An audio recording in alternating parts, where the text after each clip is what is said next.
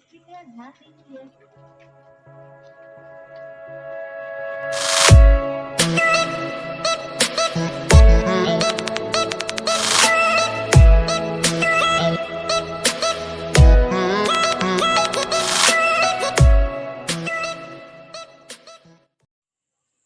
नमस्कार, मी धर्मेंद्र माटन, तुमचं वेड कोकणचं यूट्यूब चॅनल पुन्हा एकदा सरचे स्वागत. आणि आम्ही आज चाललो आहोत गावी. मे महिन्यात सीझन आहे, त्यासाठी आम्ही गावी चाललो आणि आम्ही ट्रेनने जाणार आहोत. आणि ट्रेन मुंबई ते गावापर्यंत प्रवास आज मी पूर्णपणे दाखवणार तुम्हाला. तिथून आम्ही वसईहून डायरेक्ट थेट रत्नागिरी जाणार. रत्नागिरीहून तिथून मग आम्ही गावी माटलवाडीमध्ये. तर कशाप्रकारे आमचा प्रवास होता ते तुम्हाला पूर्णपणे दाखवणार आहे. तर चला मग बघूया.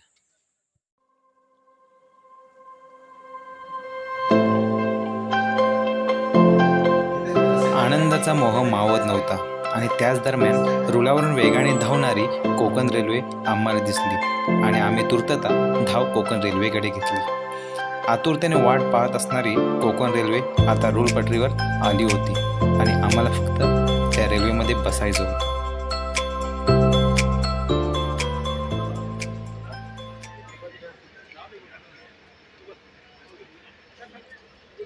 आणि आता पनवेलमध्ये आपल्याला जागा भेटलेली आहे.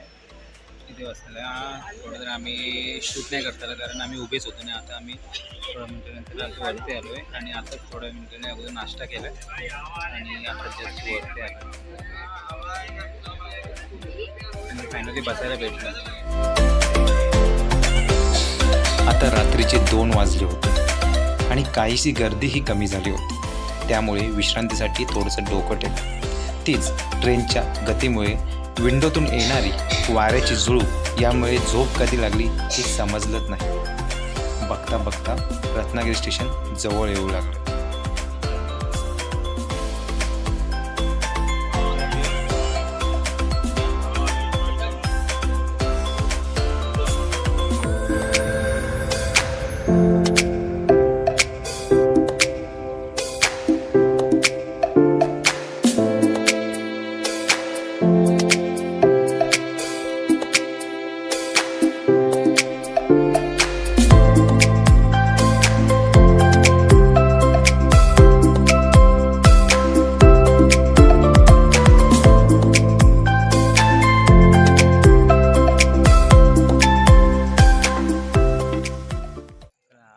रत्नागिरीमध्ये पोहोचलो आहे. जस्ट आताच ट्रेनमधून उतरलो आणि आपण आता चाललो आहे तिकडे नाश्ता वगैरे काय भेटतो वगैरे बघण्यासाठी.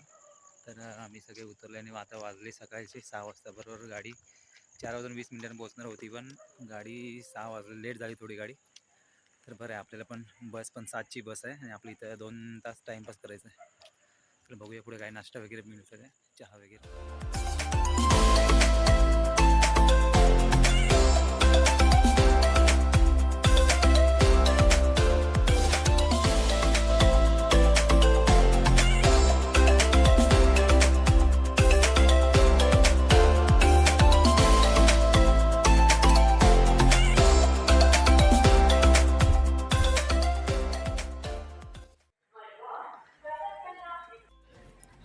आम्ही इथे आता नाश्त्यासाठी बसलो आहे आणि इथे हलका नाश्ता सकाळचा वडापाव खातो आहे आणि इथे आम्ही चहा वगैरे घेऊन आलो आहे. आणि या ठिकाणी आम्ही नाश्ता करून नंतर आम्ही वरती जाणार कारण आपली 7ची बस आणि आता वाजले 6:15 आणि त्या जास्तीत जास्त आम्ही अर्धा ते पाऊण तास टाईमपास करून आम्ही वरती बससाठी जाणार आहे. चला मग नाश्ता करून घेऊया.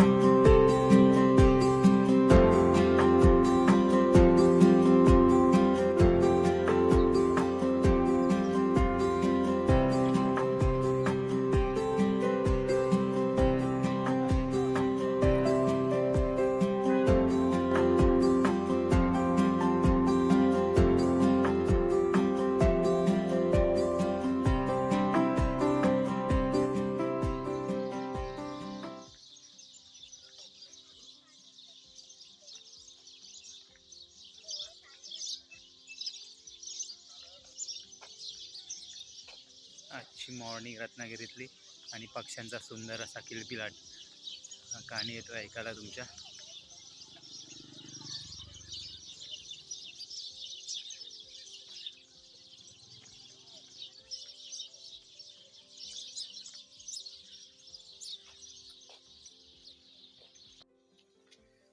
सो आम्ही आता निघालो बस स्टँडकडे आणि तिथून आम्ही बस पकडणार आहे. तर आजचा आपला एपिसोड इथेच संपतोय.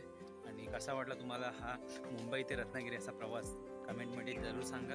आणि तुम्हाला जर व्हिडिओ आवडला तर लाईक करा, शेअर करा, कमेंट आणि सबस्क्राईब करायला विसरू नका. चला बाय, भेटूया पुन्हा.